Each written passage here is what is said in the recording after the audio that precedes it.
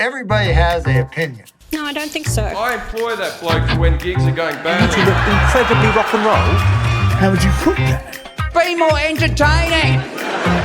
I'm glad you like that. It's a little bit of weight. Hey. Hello. Welcome back again to another This Week in Comedy. We are over the 7-episode hurdle. We made it. We didn't give up. Yeah, episode 8. We did it, suckers. Sucker. To be fair, after that last beer, I was considering giving up on everything. That was an 8% beer. I know that you left the studio and then fell asleep. I had a nice nap. You left 3 beers for me.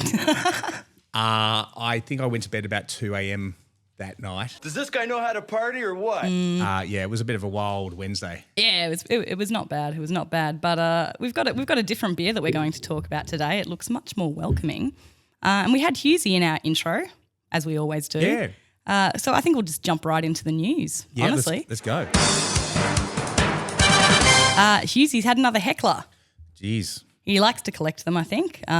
This one was a gig in Noosa. Yeah. So lovely, lovely location. And it was a front row audience member who stood up and stopped his set, protecting his son, Rafferty. Said, no more jokes about your son.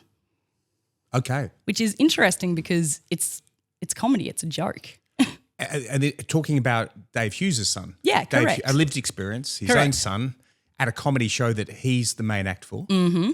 And the person in the front row decided enough's enough. The 500 people behind them all agree with me. I'm going to stop the show. It gets better.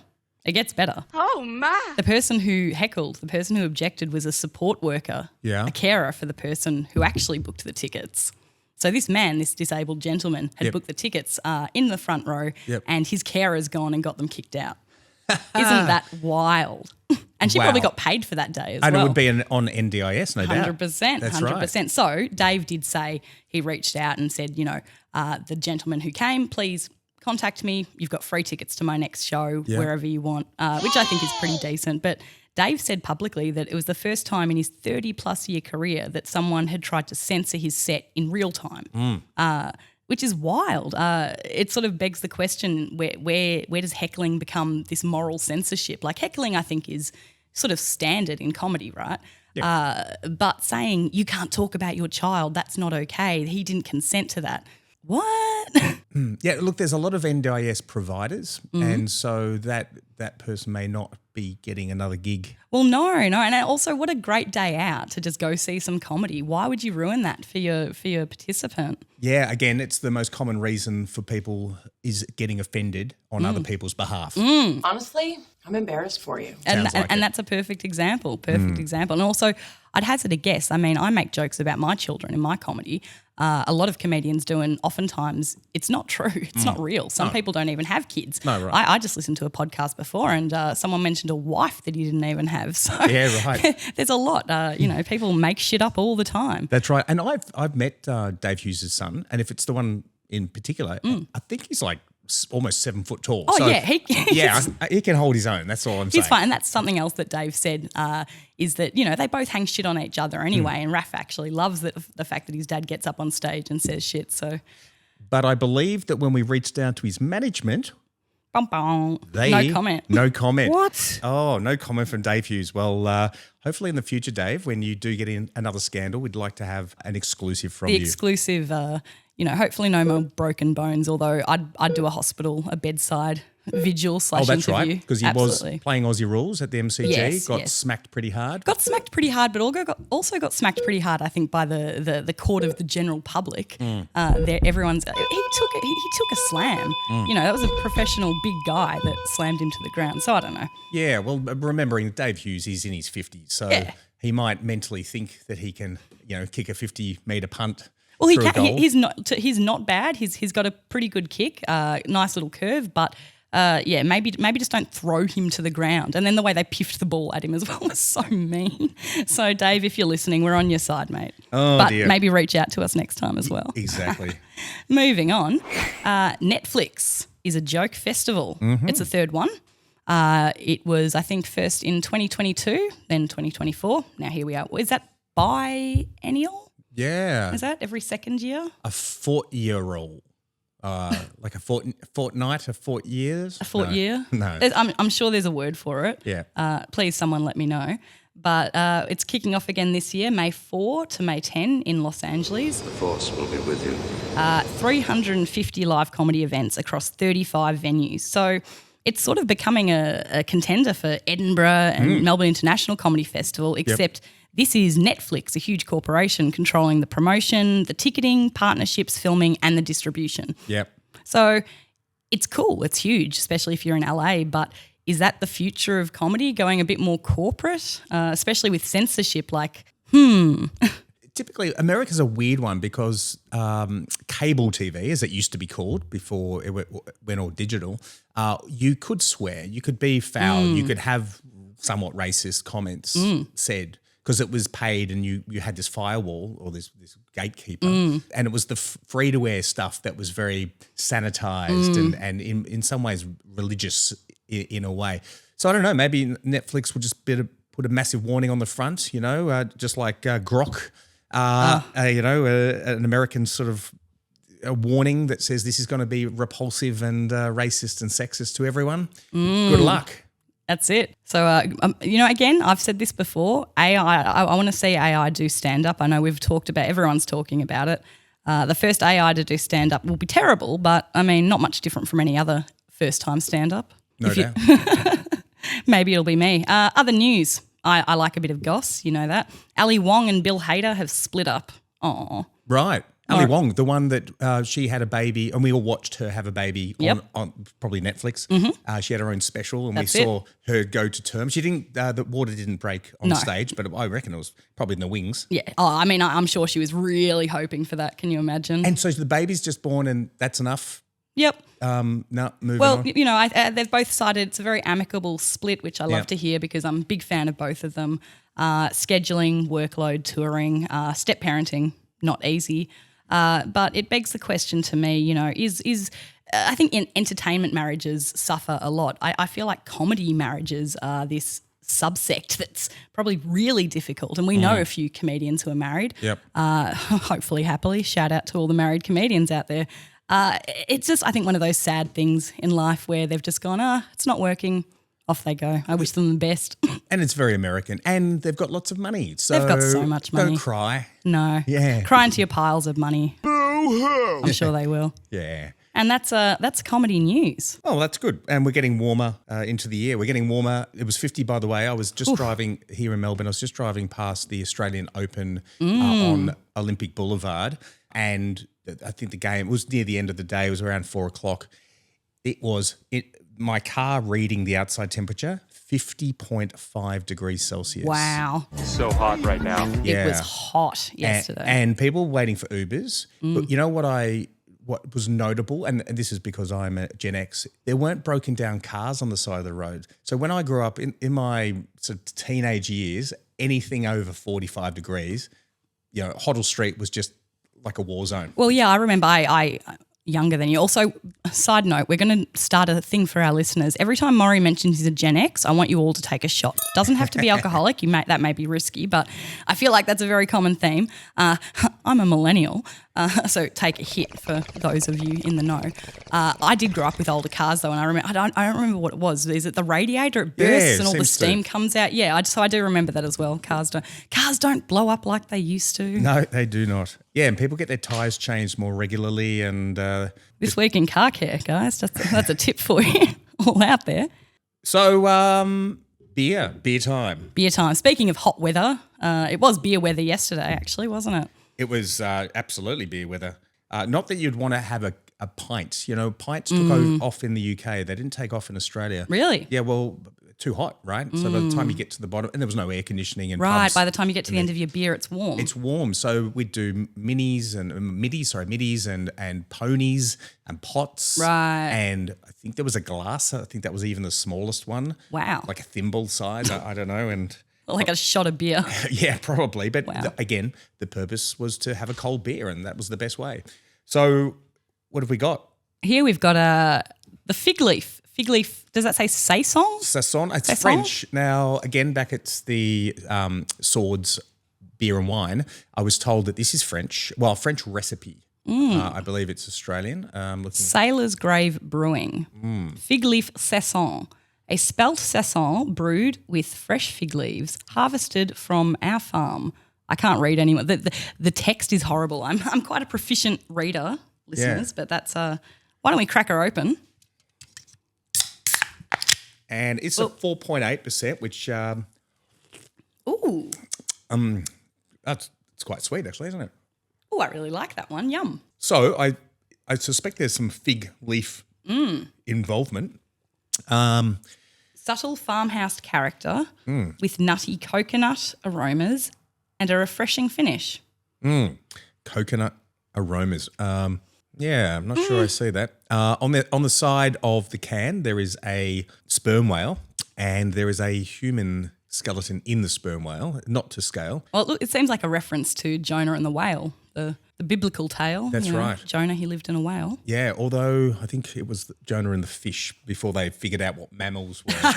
They're just like, what is that giant thing? Yeah. He just got stuck in a cave.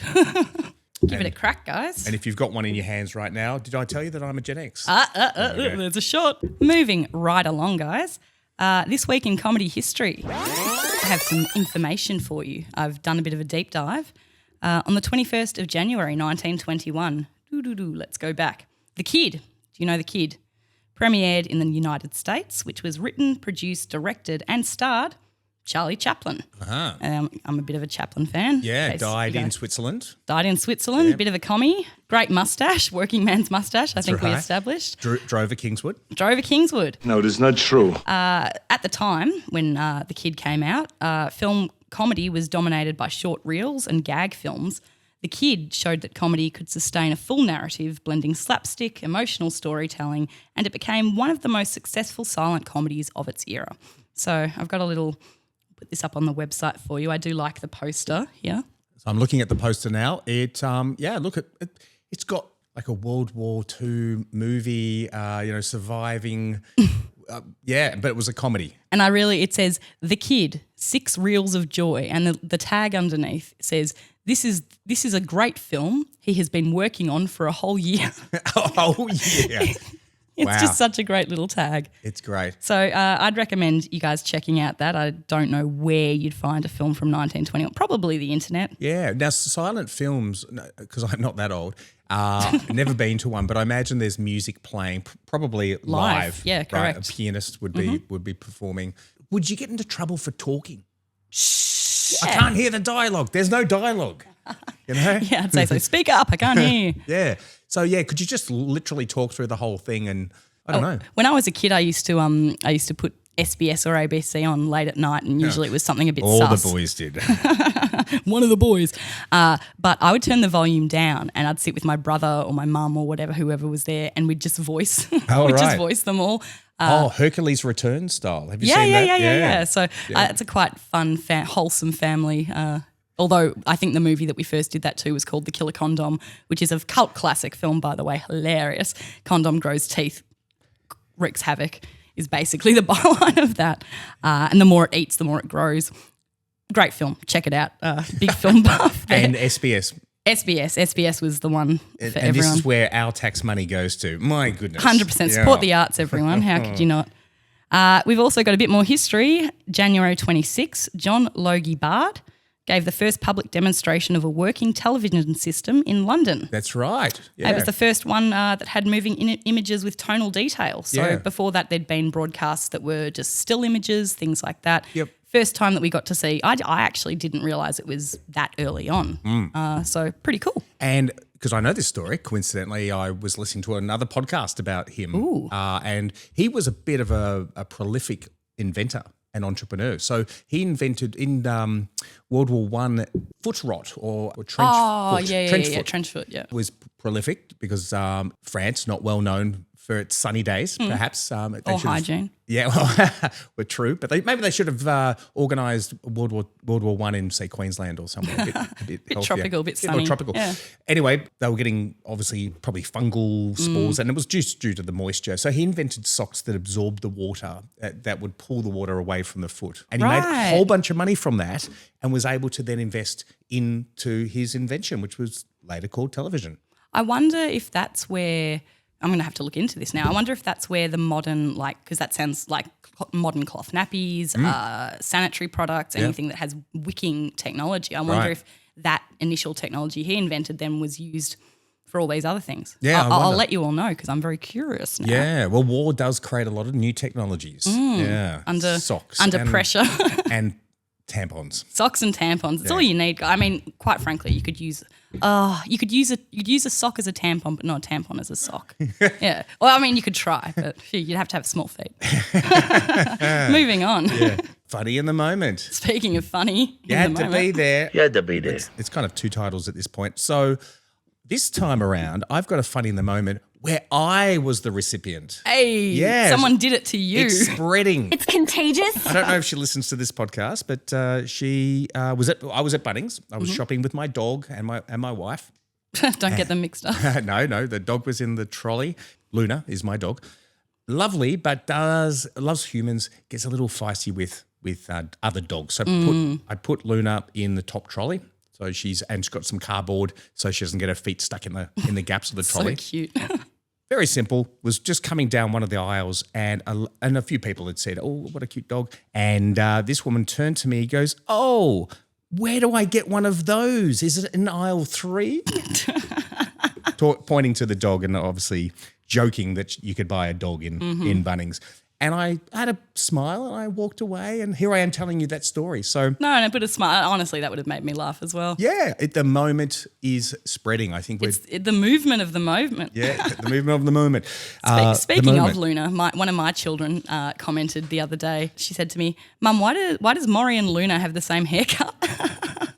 All dogs look like their owners, right? Yes. I saw a woman, a pretty heavy set woman with a sausage dog. It is funny. They do. I don't have. I'd have to get a dog. You'd own a lion. A lion? Yeah. Well, I own a cat that's pretty huge. Is like a 8-kilo cat, so close to a dog. Yeah, Could probably right. take on Luna. Morry, Yes. I don't know if you know this. Oh. I don't know if you know this kid. Has it ever made you? In 1961, after a near fatal car accident, Mel Blanc famously responded in Bugs Bunny's voice while recovering in hospital. Did you know this? Mel Blanc. Yes. Like that's his real name. Mel Blanc, I Mel believe. Blanc. Like they didn't know his surname, so they just So it was left Blanc. it blank. Blanc. Oh, okay, right. White as in French. Blanc. Yes, Yeah, yes, right. correct. As opposed to noir, is obviously black. So his son, Noel, told the story about how his dad was in a car accident, 1961, driving home on Sunset Boulevard from a job.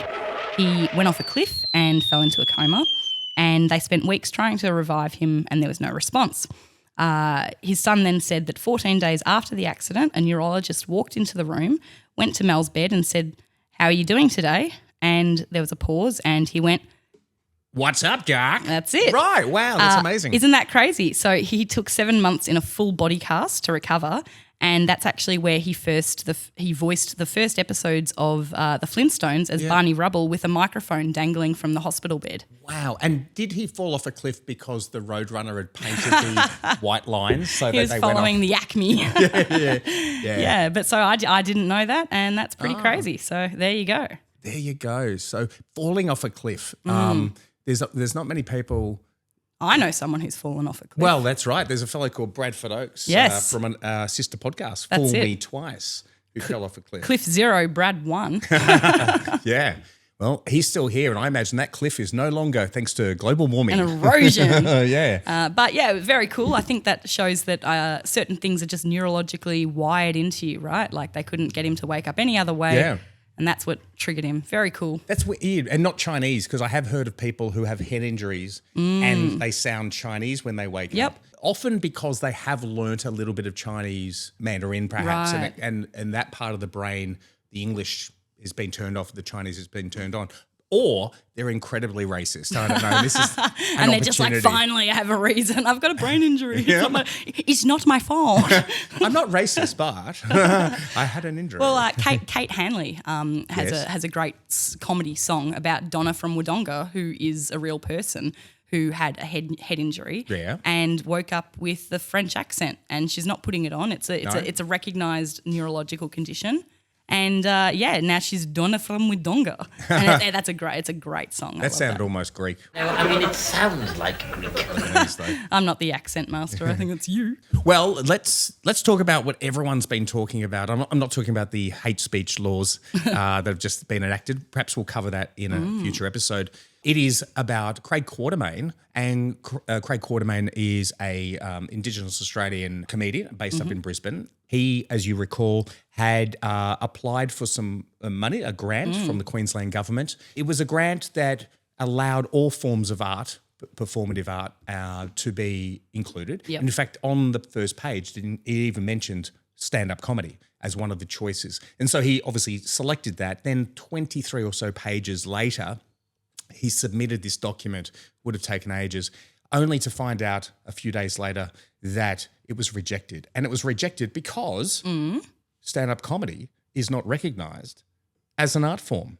What? Or at least that was the letter that he got. And it was in black and white, wasn't it? From the outset. So this is what I think has happened. Someone has started this process, this large document, like, I've got to get this survey out or this questionnaire out to all of the live performers out there. And then they've gone to Christmas break. And then Daryl has come back a bit early and said, I'll wrap this up. I'll finish it up. So it was a survey by committee in a way. Right, yeah. And so the left hand didn't know what the right hand was doing. I reckon that's what's happened. I mean, we are talking about government. Anyway, I had a chat in person with Craig, and this time I recorded it. Hey. So we're going to hear from Craig, who talks a little bit about that particular incident, stand-up comedy being an art form or not, and some of the other stuff that he's doing up in Queensland. Wow, let's have a listen. Good morning, Craig. Hi, Morry. G'day. You're in Brisbane, so 1 hour behind, even though we are one country. Now, last week we talked about you. You weren't in the room, so apologies for that. It was all about... Happened a bit. Well, it was all positive, and it was about the application that you had submitted to the Queensland government, the Department of Arts. Is that right? The Queensland Department of the Arts, yes. Of the Arts, yes. And it was a very large document. I have since heard that it was around 23 pages. 23 pages, several drop-down menus of submissions as well. So fair bit of work. And at the end of that 23 pages and a lot of work, while it did start at the beginning saying choose your performing art form, and you chose comedy, at the end, when you submitted it, you got a reply that said comedy is not recognised as an art form. Yeah, I submitted just before the Christmas break, and then pretty much the first week back in January. A very simple explanation that comedy did not qualify as an art and was not recognised as an art form for this application. Yeah. And a bit of a kick in the... Again, I was expecting some lame excuse or some reason. If you were going to tell me my budget was off for that, Yep. This is a terrible concept. Great, fine, we can argue over that. But to literally have it as an option and then tell us that option isn't an option, Yeah. it was a bit gross. It's on two levels. One is, they've set you up to fail because they've already identified that comedy is not, yet they've given comedy an option when you start the application form. And then the other one just simply saying that comedy is not an art form. I mean, that's an insult not just to yourself, but all of the professional comedians and the crew that support that, and the festival people that are working behind festivals like the Fringes in Perth, Adelaide, of course, Melbourne Comedy Festival. I even understand you're performing at the Gold Coast Laugh Festival, but it's not an art. So what is it? Football. Well, this is the most frustrating thing about this argument. We're never going to find the individual. We're never going to find the group of people that believe or say this. This is very much a bureaucratic decision. And from my perspective, I mean, it was an Indigenous funding application that I submitted. Yep. And I know for a fact that across many different platforms that if you try to do a form of art under the Indigenous flag, that window of funding, and it doesn't involve bare feet or dots or didgeridoos and all the sort of hoped for or expected stereotypes that these sort of agencies would like to pat themselves on the back for promoting, then you're not going to be successful.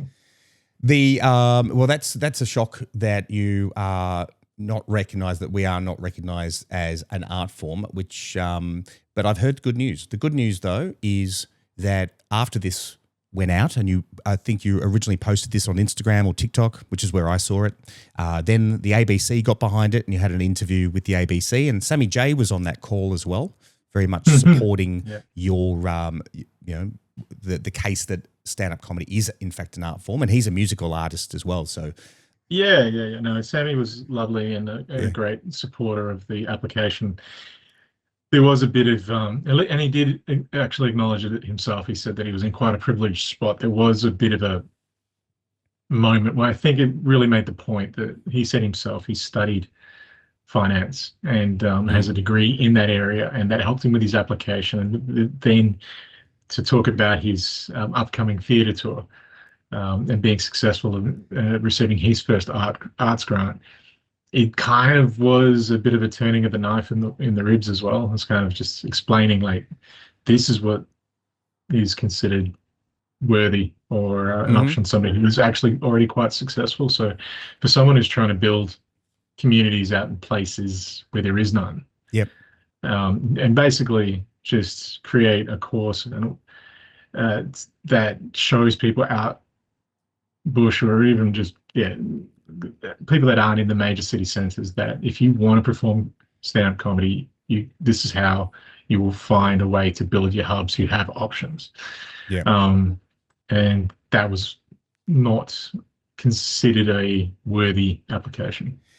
Yeah, well, Sammy's based in Melbourne, and Melbourne, considers itself the centre of the universe. Centre of the universe, that's right. And I can say that because I'm Melburnian. And theatre in particular is taken very, very seriously here. So Sammy's probably done a great service to himself by attaching himself to the thespians of Melbourne in the form of musical comedy that he does.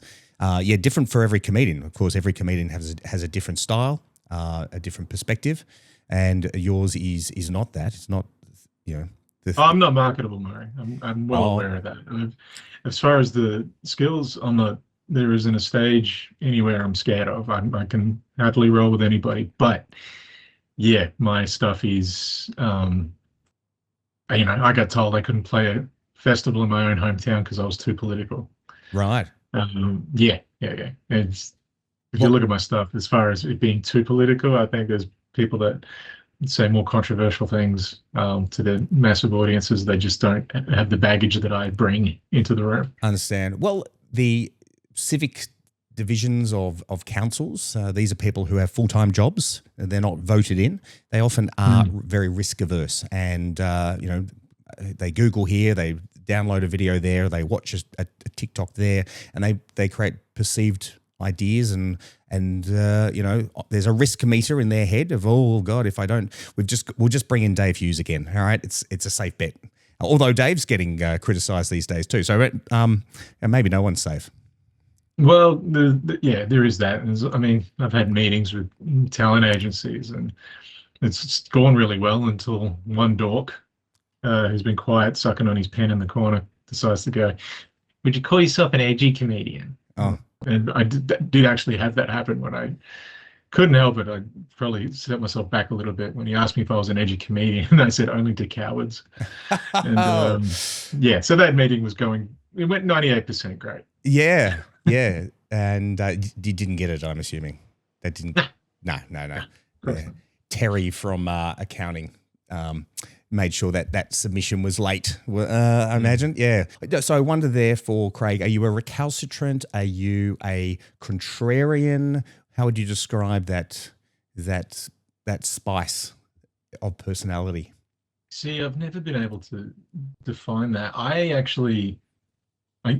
guess I'm a minority within a minority. I'm a former journalist, well across the topics I'm talking about, but I also had this ability, maybe a contrarian, but I managed to find the funny in the darkness, and I genuinely can look at crowds and be like, wait, you don't find this funny?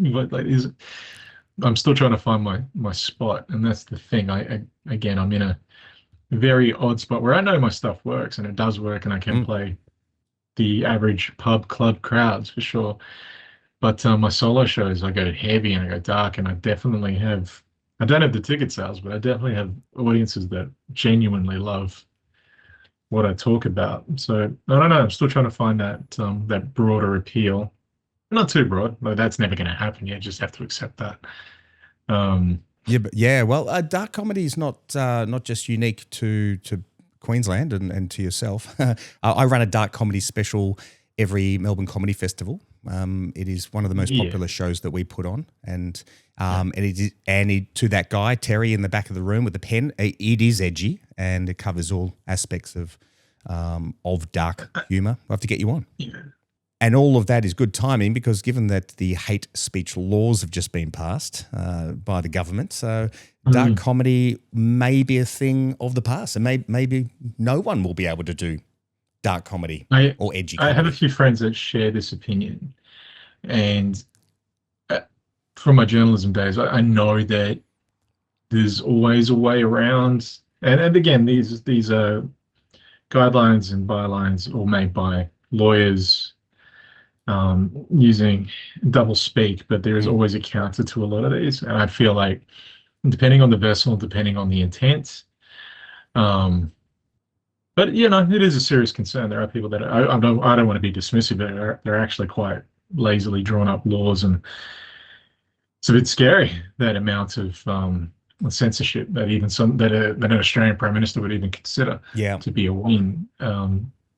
It is a little concerning, but I try not to get too ho-hum and doom and gloomed all about it, because I always find there is always a counter, and that is kind of the nature of comedy, isn't it? To find the opening. Absolutely, and also push the boundaries. So I guess this year, 2026, whether it's Perth, Adelaide, Melbourne, the Gold Coast, we're going to see comedians possibly pushing that hate speech envelope, or at least testing the law. They will be saying whatever they're saying. It's the people who are reporting them that'll be the ones that are really testing it. So it's going to be interesting. You've got a show a couple of days or one day up at the Gold Coast Laugh Fest. I have one performance coming up on the 26th of March. Right. It is called Mirth Master, and it is going to be, it might evolve a little bit between now and then. I thought I had my show locked in. You know, we were dealing a lot with grief and a few other darker topics, but I don't know, it might be fired up by a little bit more by the time that show rolls around. I don't think we use the word mirth enough, so you're really helping there. That is good. I mean, it's a play on a porn star, but yes. Oh, is it? Okay. Well, there you go. Look at my ignorance. That's all right. That's a good thing not to know. I will. Now I'll Google it. Not safe for work. Don't Google this, kids. Wonderful. Well, thank you very much, Craig. It's been a good chat. Look forward to seeing you possibly down in Melbourne. We hope to get you down for the Business of Comedy Conference, where we can talk perhaps a little bit more about funding, not getting funding, some the hate speech laws that have been tested since they've been enacted, and generally a darker side of humour. Appreciate the time. No worries, Craig. Thank you. So there it is, guys. Gold Coast Laugh Fest. Oh, that's it. You took the words right out of my mouth. So I didn't even know there was a Gold Coast Comedy Festival, but thank you very much, Craig Quartermain, for giving us that. And it's in March. Well, there you go. Awesome. So if you can't get down to the Melbourne International Comedy Festival during that time, head on up to Gold Coast for a bit of comedy in the sunshine. Absolutely. Although we'll be in a dark, air-conditioned room. Sure, that's a good point. Comedy and sunshine, they don't really go well together, do they? Yeah, it's kind of like, Chardonnay and sunshine. You try to stand up and things go sideways. I thought you were going to say you just want to drink them in the dark. You just want to drink it in the dark. All right, that's This Week in Comedy. Episode 8. Yes, and I believe we may be on the road. We are. We're heading up to Sydney. Episode. So episode 9 will be from Sydney. Wow. That is the end. And we'll see you back on this podcast. What is this podcast called? It's called... I don't think so. This Week in Comedy. You to look incredibly rock and roll. How would you cook that? Be more entertaining. I'm glad you like that. I just did a little bit of weight.